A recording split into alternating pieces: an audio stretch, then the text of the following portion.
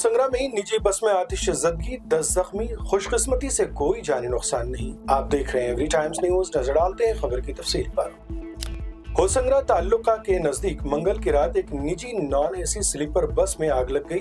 बस में 36 मुसाफिर सवार थे। हादसा होसंगरा ताल्लुका के नजदीक सुदूर के मकाम पर पेश आया।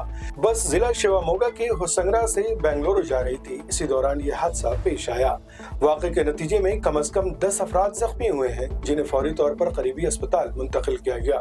खुशकिस्मती से बस हादसे में कोई जानी नुकसान नहीं हुआ। पुलिस और फायर ब्रिगेड की टीमें फौरी तौर पर मौके पर पहुंची और आग बुझाने की कार्रवाई मुकम्मल की। पुलिस ने मुकदमा दर्ज कर लिया है। आग लगने की वजूहात मालूम की जा रही हैं।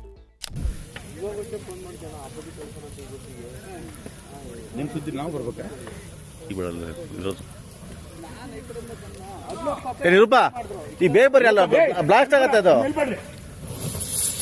ನೋಡಲ್ಲ ಡೀಸೆಲ್ ಟ್ಯಾಂಕ್ ಓಪನ್ ಆದ್ರೆ ಮತ್ತೆ ಸಿವಿಯರ್ ಆಗತ್ತೆ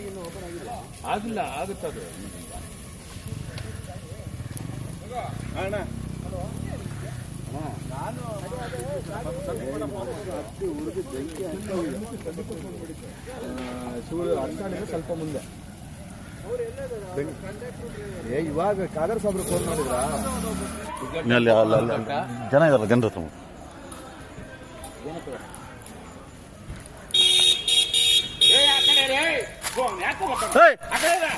ಬರ್ಬೇಡ್ರಿ ಬರ್ಬೇಡ್ರಿ ಅಣ್ಣ ಬರ್ಬೇಡ್ರಿ ಮಂಕುಳ ಮಗಿದ್ದೀನಿ ಬರ್ಬೇಡ್ರಿ ಏನಿಲ್ಲ bus SIT bus sleeper coach Bengaluru 9MS ಹತ್ರ ಆಗಿರೋಂಥ ಘಟನೆ